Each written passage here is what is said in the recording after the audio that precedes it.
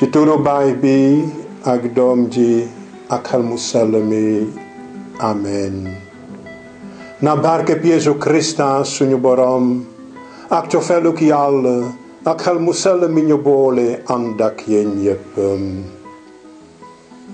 mbokk yi di seetaan Laudemus Dominum ci rajo Dunia Vision ci suñu émission bu jiitu bi ci atum 2017 maa ngi leen di nuyu di leen yéene yéen yépp maye Yàlla yu bare rawatina jàmm ngëm yaakaar ak cofeel boole ci muñ ak wérgi yaram ngi méngoog say at.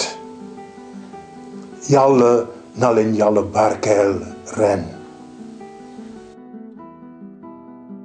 lu jiitu ñu ngi xumbal tey am xew mu màgg ci jamonoy Noël di xewum peñu borom bi, la solennité de l'épiphanie du Seigneur. Yàlla feeñu na ci suñu biir yaramu ci Yeesu wa Nasaret. loolu lañu xumbal ca feetu Noël. tey ñu ngi jànnoog genn kumpa gi, maanaam Yàlla ji feeñu doomu Aadama si sépp jaarale ko ca Masiya ñoom ña jóge woon penku. nañu ko ubbil suñu xol. ci ñaareelu wàll bi dinañu wéyal suñu njàngale mi jëm ci atum jàngu bi, l'année liturgique. tey dinañu gën a firi lu di yàqu at moomu mépp, maanaam dimanche di bés bu jiitu bi ci semaine bi. ndaxte ci ñun chrétien yi dimanche bu nekk dañu xumbal paaku borom bi. nañu ci bàyyi xel.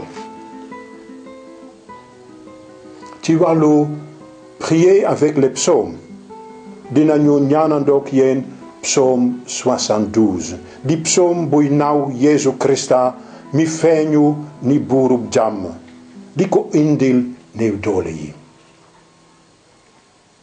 ñetteelu wàll wi di démb ak tey.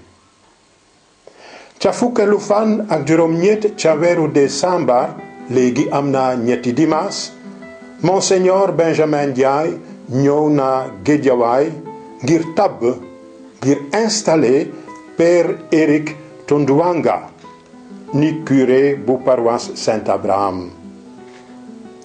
tabb boobu amoon na maana lool ci wax ak ci liyaar. bëggoon nañu leen ko woon ndax ngeen gën a nand lu di sasu curé. Alleluia, Alleluia, Alleluia, Alleluia, Alleluia, Alleluia. Je t'aime, Seigneur, ma force, mon sauveur, tu m'as sauvé de la violence. Alléluia. L'évangile Yeesu Krista ba Macca mu sell mi bind. Yeesu dafa juddoo Betlehem ca Yude fekk muy jamonoy buur ba Erod. ay maas bawoo penku nag dikk Yerusalem di laajte, ana buuru yaawur bu judd bu yàggul? dañu gis biddeewam fenk nu lagg si su jóot fi kanamam. ba mu ko yégee buur ba Erod am lu ko tiis moom ak Yerusalem bépp. mu dajale njiiti jébbalikat yi yépp ak boroom xam-xami yooni Israël yi yépp ngir laaj leen fan la Krista bi waroon a juddoo.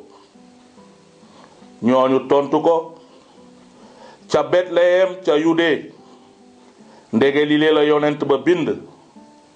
yow nag Betlehem ci diwaanu Yude doo moos ki gën a tuuti ci njiiti Yude, ndax ci yow la njiit di jóge luy sàmm Israël suma xeet.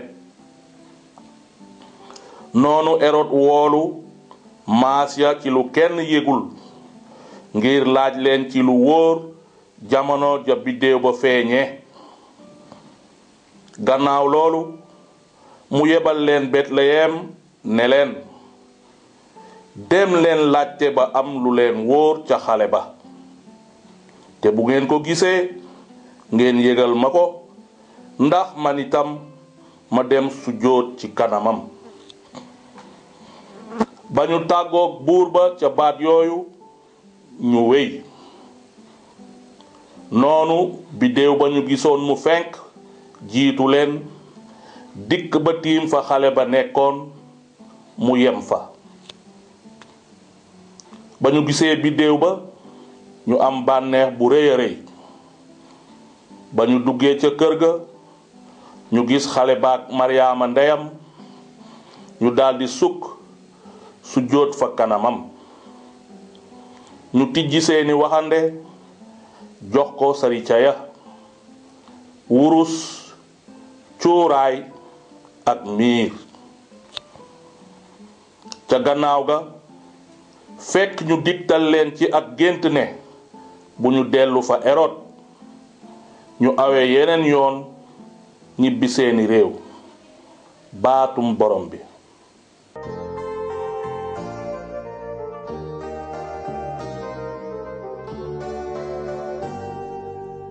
Tu fais de nous un peuple de témoins pour dire au monde tes merveilles.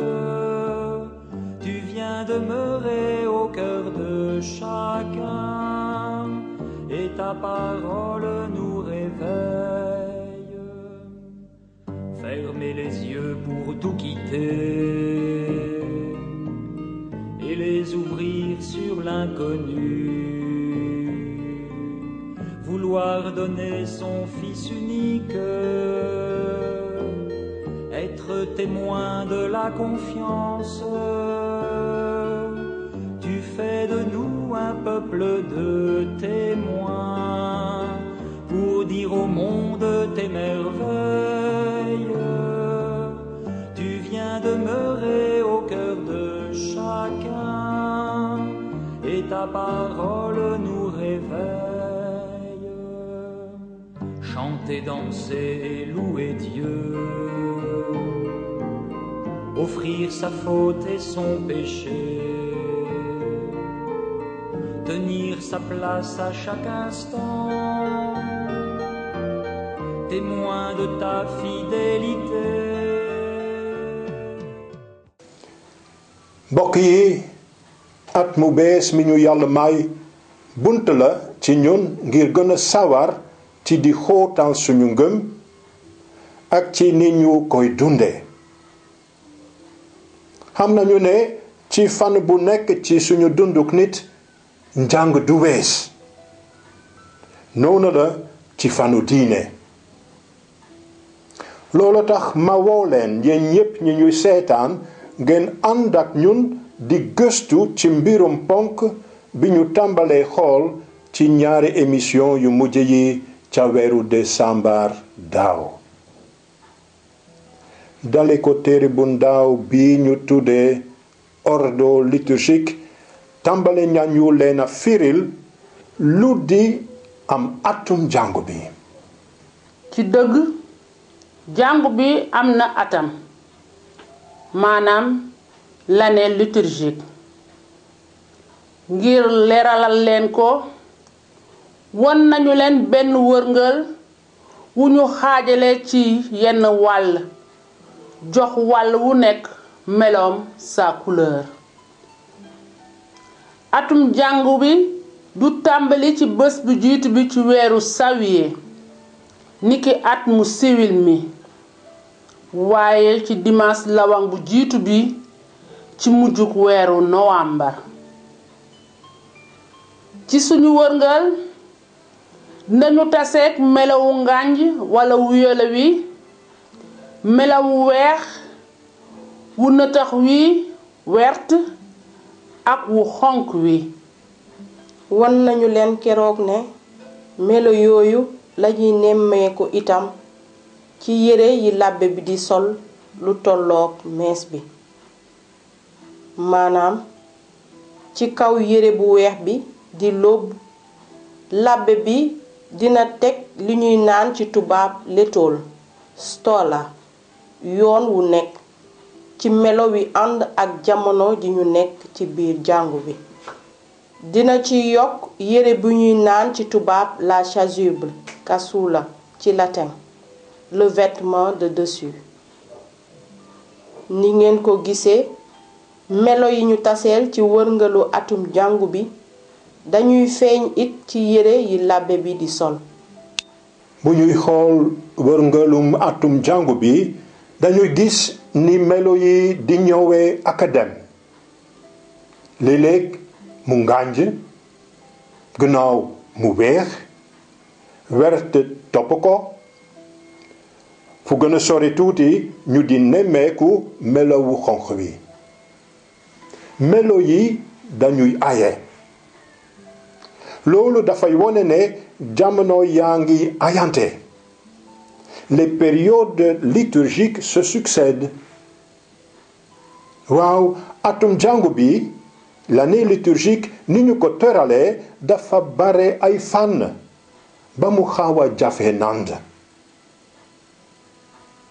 ñun chrétiens yi dund ci ñaar fukkeelu xarnu ak benn chrétiens du 21e siècle mënuñu gëm ne atum jàngu bi ni mu feeñoo ci ñun léegi noonu la feeñu woon dale ko ndoorte la léegi am na daanaka ñaari junni at ci atum jàngu bi dans l'année liturgique fi ñu toll dañuy ràññee ñetti wàll yu mag léegi nañ ci teg bët ci suñu wërngal wàllu Noël le cycle de Noël ak ñaari xaajam yi di jamono lawang ci melowu ngànj wi ak jamonoy Noël ci melowu weex wi ñaar wàllu Pâques le cycle de Pâques ak ñaari xaajam yi di jamonoy koor ci melowu ngànj wi ak jamonoy Pâques ci melowu weex wi ñett ak wàllu jamono ci at mi di le temps ordinaire ci melowu nëtëx wi di wert wóor nañu ne tabaxuñu dëkku Rome ci benn fan Rome ne s'est pas faite en un jour noonu it dee suñu tabax atum jàngu bi l'année liturgique ci benn fan liggéey nañu ci lu tolloog ay xarnu pendant des siècles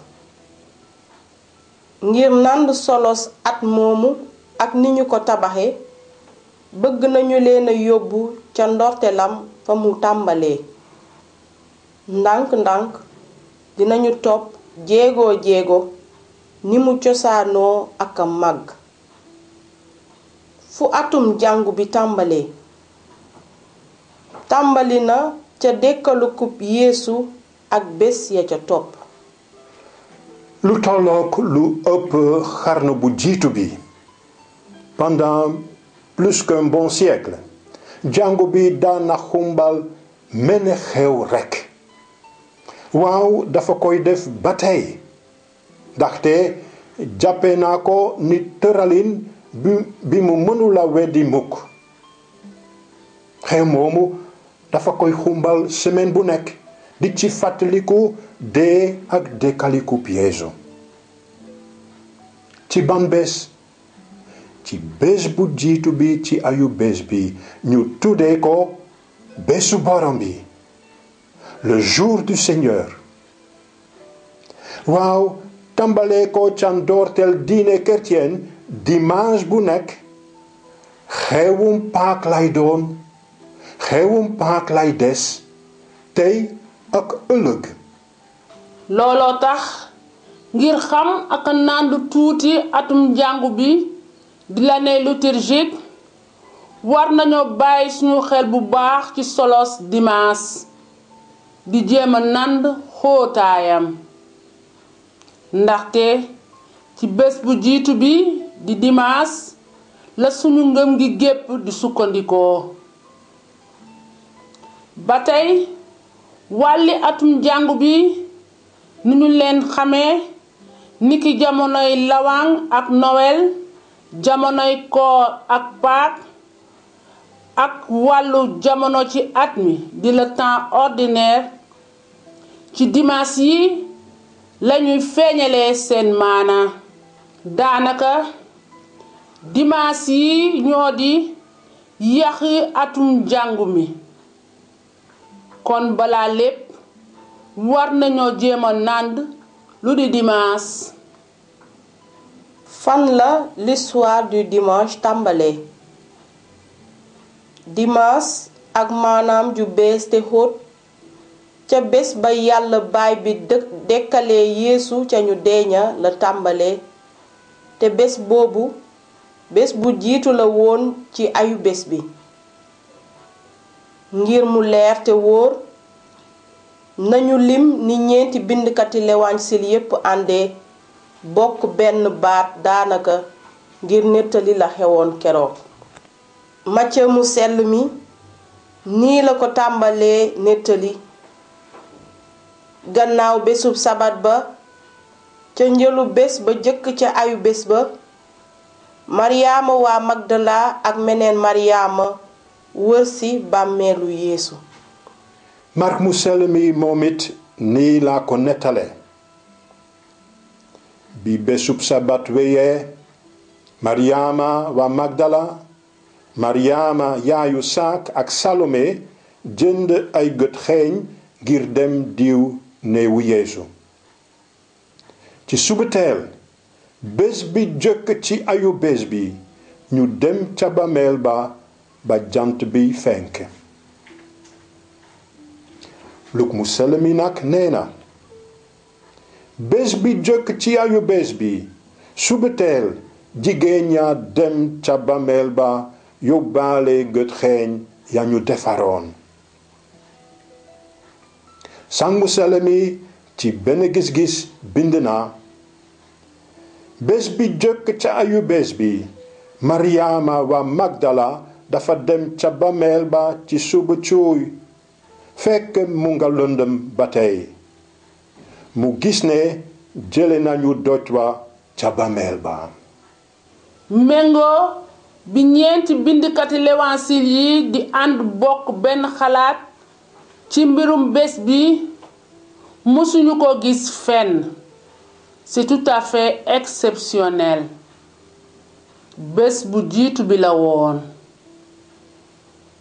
lan la yeesu mi dekkaliku def bés boobu?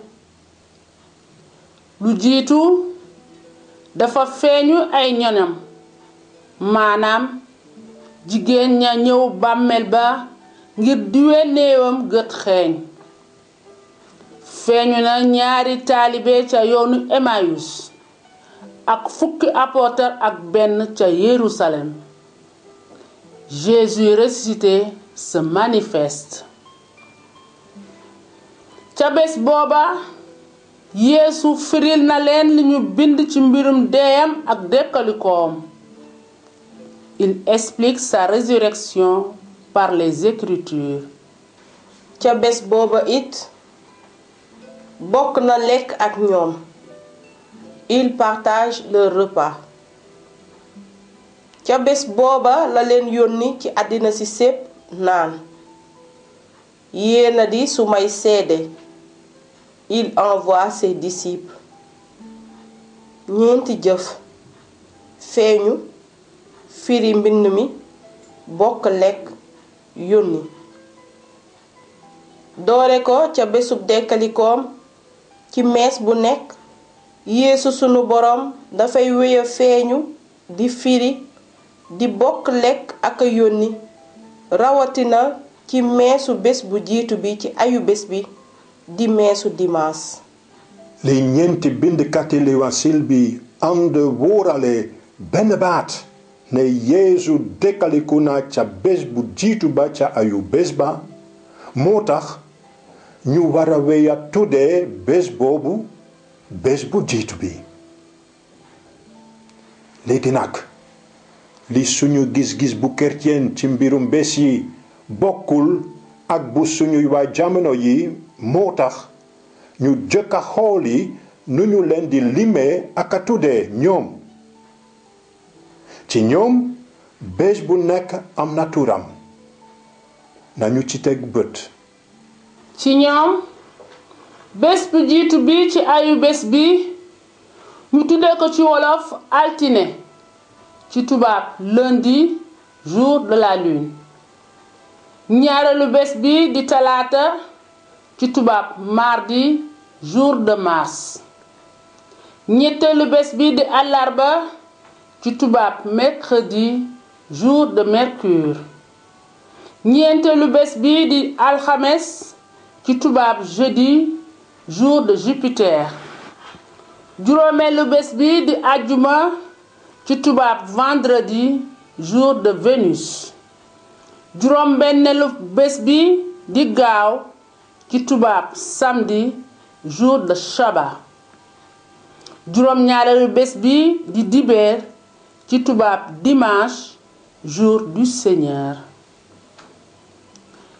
ci tubaab dees nañu tuddee bés yi jox leen ay tur yu jóge ci biddéew yi ak ci yàlla ya waa Rom ya daan jaamu.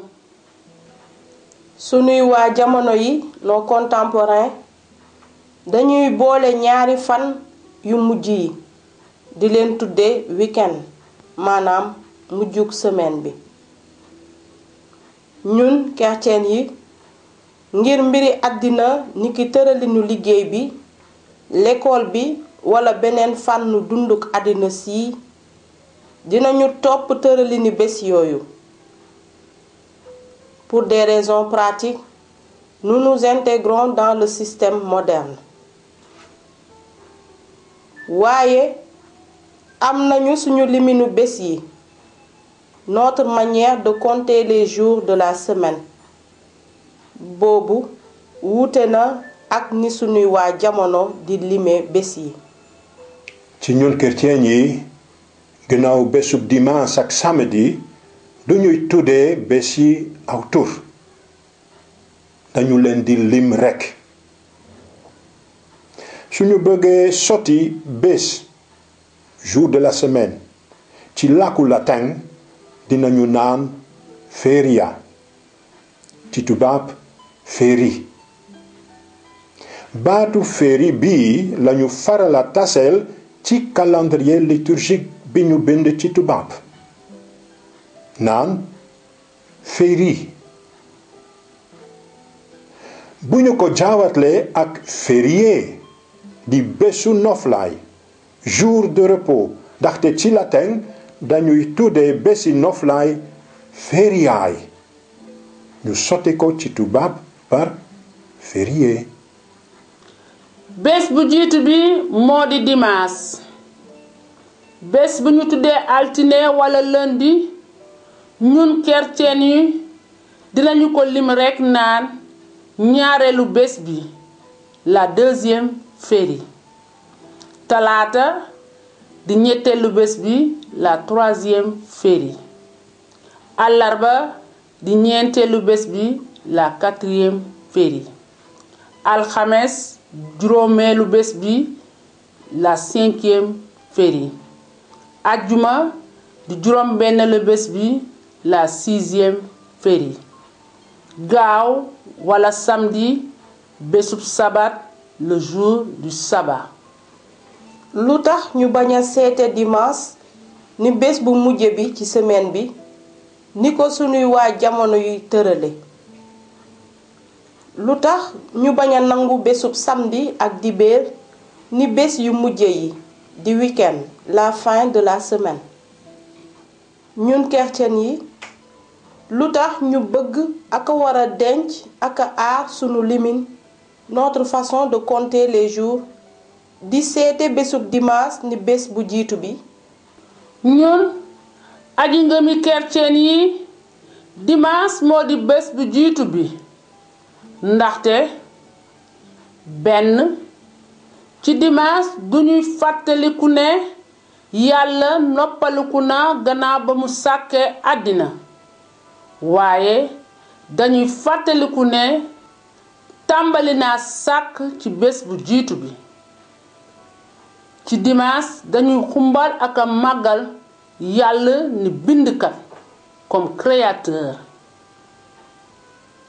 ñaar ci dimanche dañuy fàttaliku ni yàlla dekkale doomam ca ñu deeña jéggiloo ko dale ko ca mbind mu jiitu ma ba mbind mu bees ma ci dimanche di bés bu jiitu bi dañuy xumbal ak a màggal yàlla ni bindkatu mbind mu bees Dieu créateur de la nouvelle création.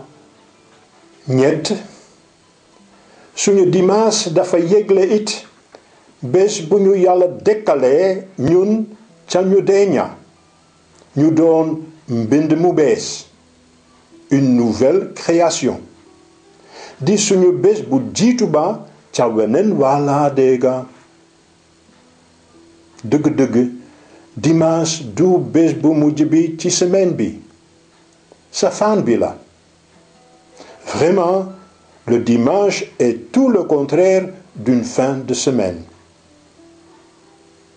mbokk yi yoon wi di ñëw dinañu wéy ak gëstu ci solos dimanche ni bésu borom bi comme le jour du Seigneur.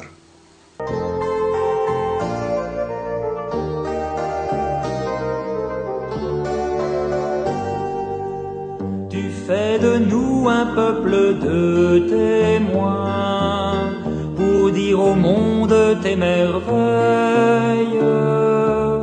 Tu viens demeurer au cœur de chacun et ta parole nous réveille. Fermer les yeux pour tout quitter et les ouvrir sur l'inconnu. Vouloir donner son Fils unique, être témoin de la confiance. Tu fais de nous un peuple de témoins pour dire au monde tes merveilles. Tu viens demeurer au cœur de chacun et ta parole nous réveille. Chanter, danser et louer Dieu, offrir sa faute et son péché, tenir sa place à chaque instant, témoin de ta fidélité.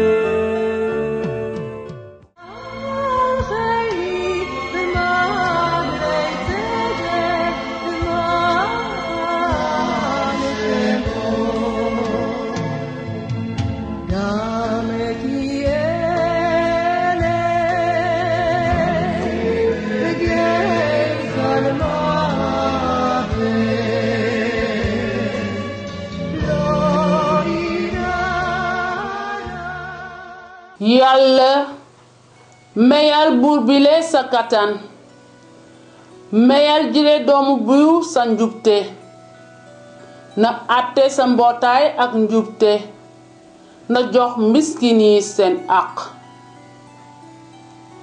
yéen tàngoor yi jotali leen mbootaay gi jàmm yéen tund yi jotali leen ko njubte na doxal yoon ak miskinu mbootaayam na musal miskin yi daan ki soxor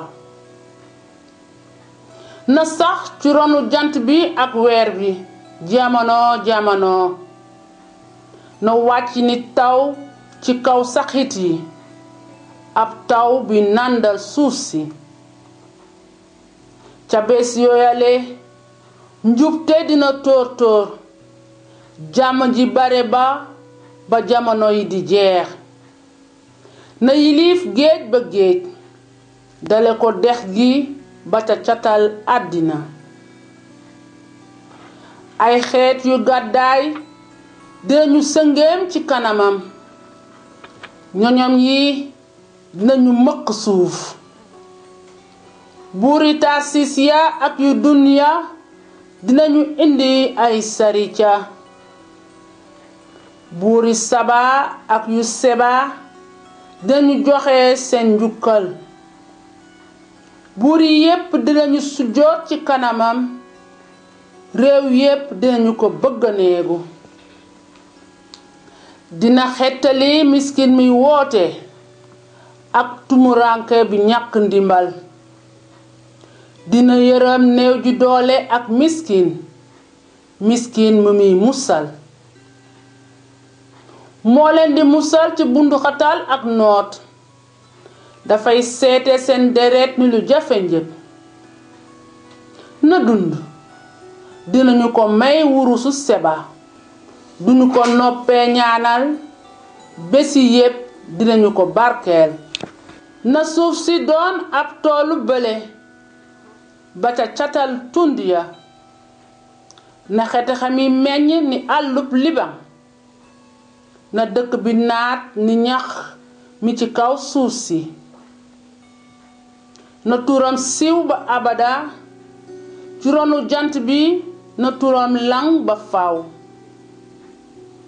ci moom na njaboot yi yépp di barkelu ji na réewi àddina si sépp wax ne ku texe la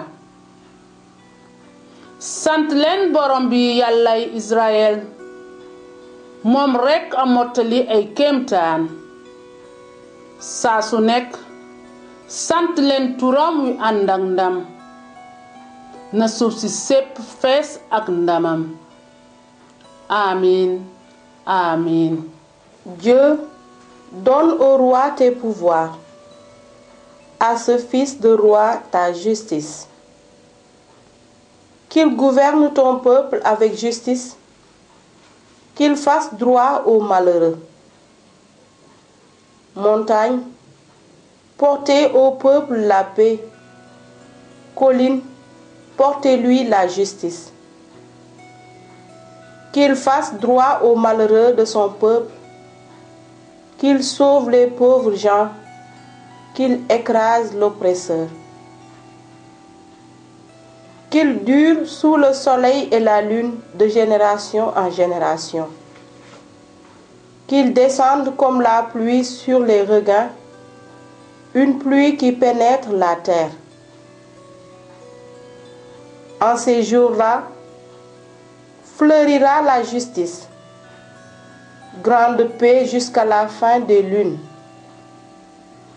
Qu'il domine de la mer à la mer et du fleuve jusqu'au bout de la terre. Des peuplades s'inclineront devant lui, ses ennemis lécheront la poussière. Les rois de Tarsis et des îles apporteront des présents. Les rois de Saba et de Séba feront leur offrande. Tous les rois se prosterneront devant lui. Tous les pays le serviront. Il délivrera le pauvre qui appelle et le malheureux sans recours. Il aura souci du faible et du pauvre dont il sauve la vie. Il les rachète à l'oppression, à la violence. Leur sang est d'un grand prix à ses yeux. Qu'ils vivent, on lui donnera l'or de Saba. On priera sans relâche pour lui. Tous les jours, on le bénira. Que la terre jusqu'au sommet des montagnes soit un champ de blé, et ses épis onduleront comme la forêt du Liban. Que la ville devienne florissante comme l'herbe sur la terre. Que son nom dure toujours. Sous le soleil, que subsiste son nom. En lui, que soient bénies toutes les familles de la terre, que tous les pays le disent bienheureux. Béni soit le Seigneur, le Dieu d'Israël, lui seul fait des merveilles. Béni soit à jamais son nom glorieux. Toute la terre soit remplie de sa gloire. Amen. Amen. Yàlla mayal buur bile sa kattan mayal jile doomu buur sa njubte na àtte sa mbootaay ak njubte na jox miskin yi seen àq. Yéen tàngoor yi jotali leen mbootaay gi jàmm. Yéen tund yi jotali leen ko njubte na doxal yoon ak miskinu mbootaayam na musal miskin yi daan ki soxor. Na sax ci ronu jant bi ak weer bi jamono jamono na wàcc ni taw ci kaw saxit yi ab taw bi nandal suuf si. Ca bés yooyale njubte dina tóor tóor jàmm ji bare ba jamono yi di jeex. Na yilif géej ba géej dale ko dex gi ba ca catal àddina. Ay xeet yu gàddaay dinañu sëngeem ci kanamam ñoñom yi dinañu mëq suuf. Buuri Tarsis ya ak yu dunya dinañu indi ay sarica. Buuri Saba ak yu Seba dinañu joxe seen njukkal. Buur yi yépp dinañu sujjoot ci kanamam réew yépp dinañu ko bëgganeegu. Dina xettali miskin mi woote ak tumuranke bi ñàkk ndimbal. Dina yërëm néew ji doole ak miskin mu muy musal. Moo leen di musal ci bunduxatal ak noot. Dafay seete seen deret ni lu jafe njëg. Na dund dinañu ko may wurusu Seba. Duñu ko noppee ñaanal bési yépp dinañu ko barkeel. Na suuf si doon ab toolu bële ba ca catal tund ya. Na xete xami meññ ni àllub Liban. Na dëkk bi naat ni ñax mi ci kaw suuf si. Na turam siiw ba abada ci ronu jant bi na turam lang ba faaw. Ci moom na njaboot yi yépp di barkelu ji. Na réewi àddina si sépp wax ne ku texe la. Sant leen borom bi yàllay Israël moom rekk a mottali ay kéemtaan. Saa su nekk sant leen turam yu ànd ak ndam. Na suuf si sépp fees ak ndamam. Amin. Amin.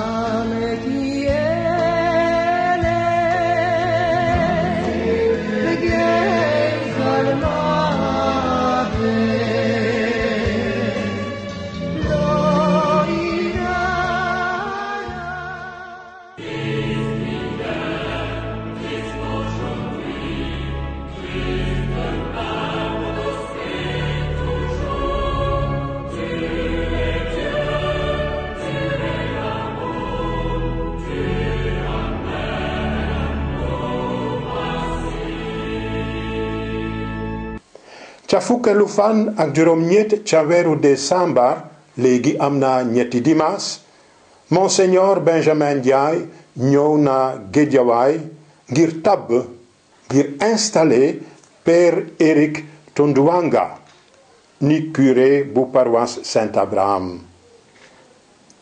Tabb boobu amoon na maana lool ci wax ak ci liyaar.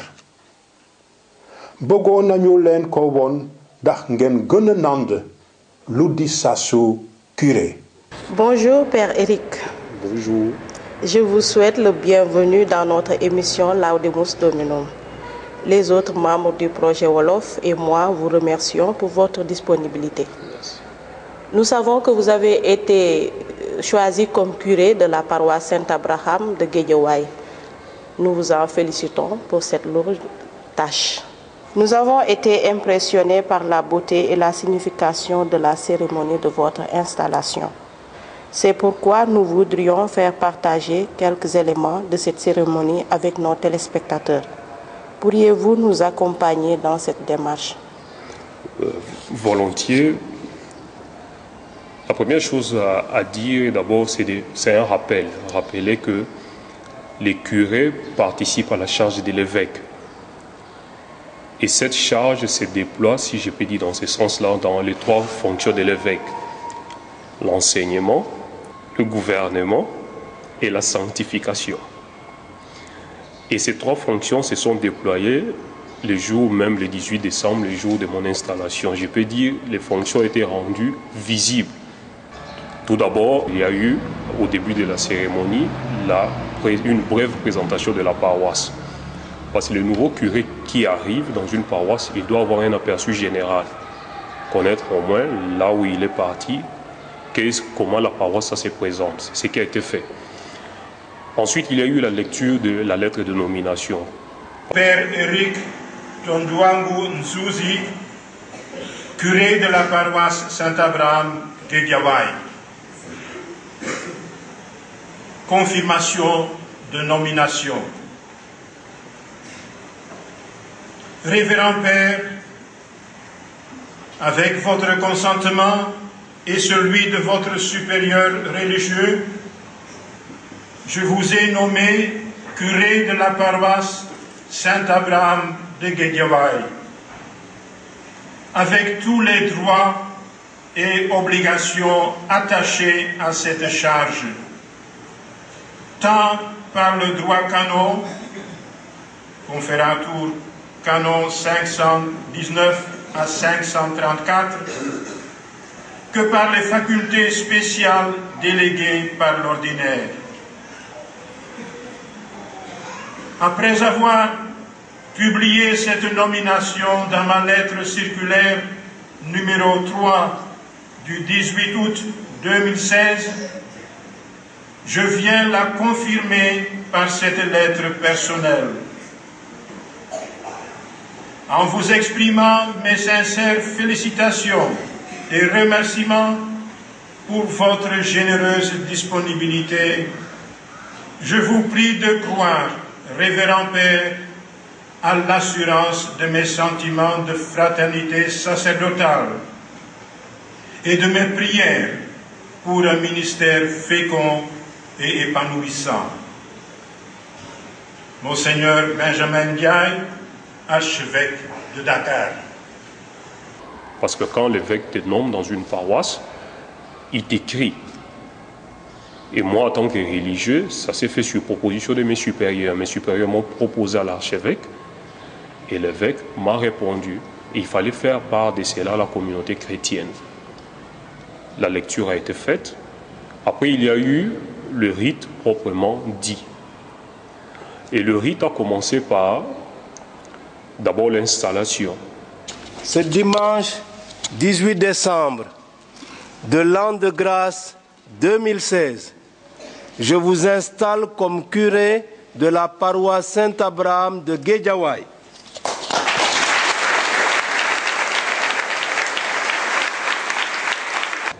Parce que vous le savez, le curé, il est le pasteur propre d'une paroisse. Comme je l'ai dit au début de cette interview, il collabore à la charge de l'évêque. Et l'évêque m'a installé officiellement sur le siège de la présidence en tant que responsable numéro 1 de cette paroisse, mais aussi en tant que président des célébrations, parce que le curé est appelé à célébrer la messe pour le peuple. C'est ce qui a été fait. Il y a eu aussi la remise des clés. En tant que premier responsable d'une paroisse, l'évêque a remis au curé les clés de la paroisse. Parce que le curé est appelé à veiller à ce que ces lieux de culte, précisément ces lieux de culte chrétiens, doivent rester tels qu'il est. un lieu de culte chrétien. Veillez à la propreté, veillez à ce qu'il ne puisse pas avoir profanation ni scandale à ces lieux saints. Voici les clés de l'église paroissiale.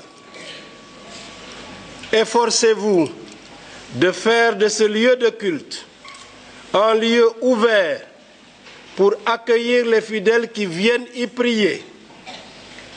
Veillez à la sécurité et à la propreté des lieux pour qu'il n'y ait ici ni scandale, ni profanation, mais seulement le culte chrétien en esprit et en vérité. Tabiango.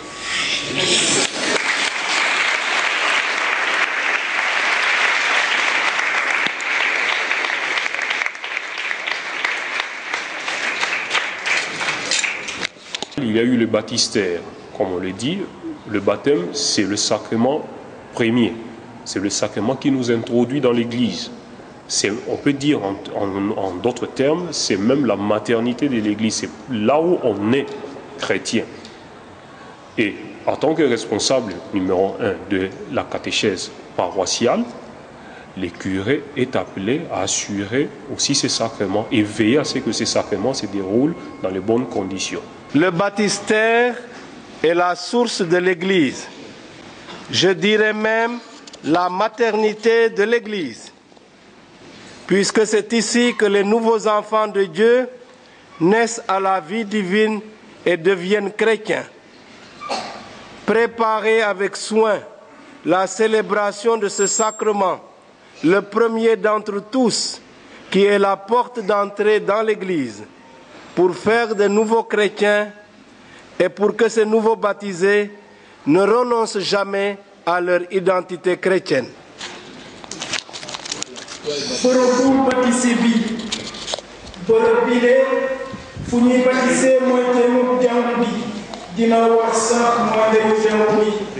Nous avons pris l'autre étape, c'était le confessionnal, parce que les curés, à l'image à l'exemple de Saint Jean-Marie Vianney, il doit écouter les confessions, être disponible pour écouter les fidèles.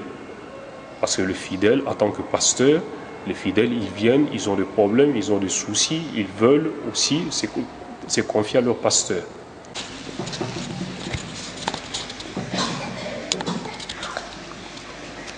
Montrez-vous disponible pour accueillir les fidèles au confessionnal dans l'administration du sacrement de la réconciliation. À l'école de Saint Jean-Marie Vianney, patron des curés du monde, faites-leur faire l'expérience de la miséricorde du Seigneur qui pardonne et qui nous invite au pardon.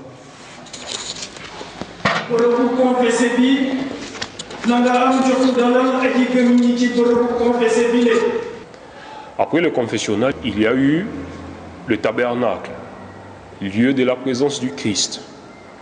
L'évêque il a amené les curés donc, devant le tabernacle.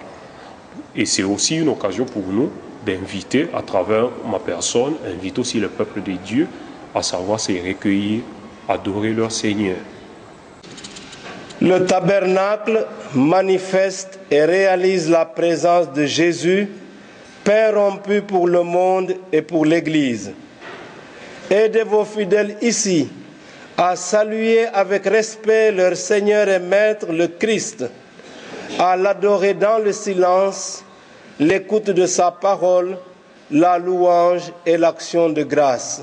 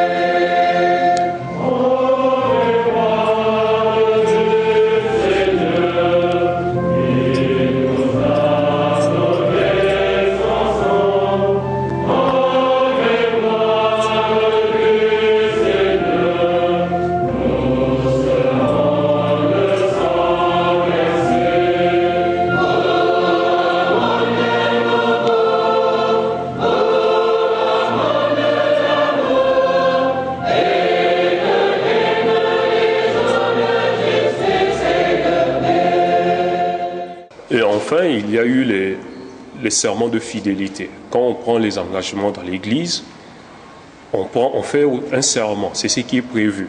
Et pour les curés aussi, il y a ces serments de fidélité. Fidélité à ses engagements, fidélité à rester dans la communion avec l'Église et dans la logique même de l'Église, parce que nous prenons les engagements au sein d'une Église. Et j'ai prononcé ces serments de fidélité. Fidélité à mon évêque, c'est lui qui m'a confié cette charge, mais fidélité aussi à mes engagements envers le peuple des dieux, raison pour laquelle tout ça s'est passé devant le peuple des dieux. Moi, Éric Tondouangunzouzi, en assumant la fonction de curé de la paroisse Saint-Abraham, je promets que je garderai toujours la communion avec l'Église catholique, tant dans mes prises de parole que dans ma manière d'agir. Avec beaucoup de zèle et une grande fidélité, je m'acquitterai de mes devoirs envers l'Église, aussi bien envers l'Église universelle qu'envers l'Église particulière dans laquelle j'ai été appelé à accomplir, selon les prescriptions du droit, mon service. Dans l'accomplissement de la charge qui m'a été confiée au nom de l'Église, je conserverai en son intégrité le dépôt de la foi. Je le transmettrai et l'expliquerai fidèlement. Je me garderai donc de toutes les doctrines qui lui sont contraires.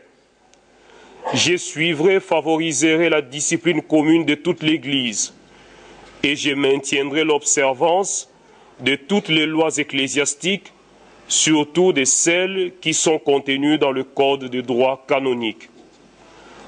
Par obéissance chrétienne, je me conformerai à ce que le pasteur déclare en tant que docteur et maître authentique de la foi, ou décide en tant que chef de l'Église, et j'apporterai fidèlement mon aide aux évêques diocésains pour que l'action apostolique qui doit s'exercer au nom de l'Église et sur son mandat se réalise dans la communion de cette même Église. Qu'ainsi Dieu me vienne en aide et les saints évangiles des dieux que je touche de mes mains.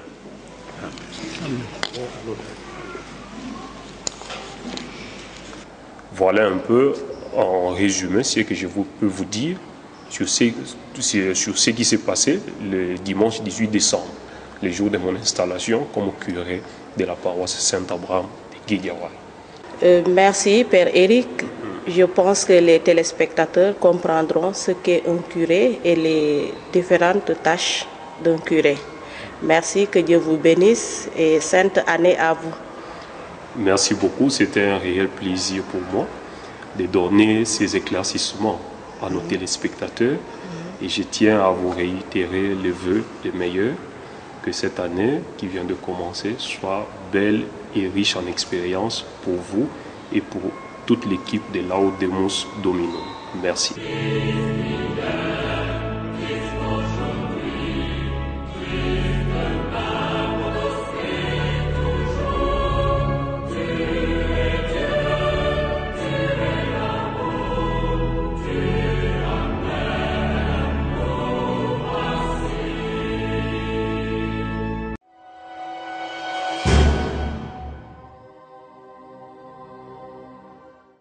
mbokk yi ñuy seetaan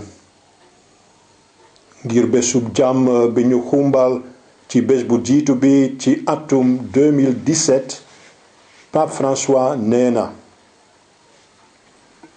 ñun ñépp bëgg nañu jàmm ñu bare dañu ci dugal seen loxo bés bu nekk jaarale ko ci ay liyaar yu ndaw ak lu ñuy sonn ñu bare ngi koy taxawu ak a jéem a tabax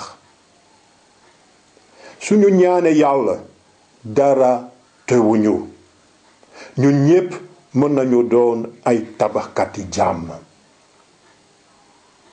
mbokk yi li ñu nekk ci ndoorteel 2017 moo tax ma bëgg leen a waxaat suñu yéene ci turu ñi liggéeyandook man ci émission bi Madame Lopis Angélique Mendy, Monsieur Gontran Mendy, Madame Gomis Antoinette Mami Mendy, Gilbert Al Faye, Madame Bakourine Antoinette Gomis, Antoinette Andrea Mendy, Jean-Robert Gomis, Boniface Sadio ak Elisabeth Mendy maa ngi leen di yéene am atum jàmm wérgi yaram ngëm ak lépp lu baax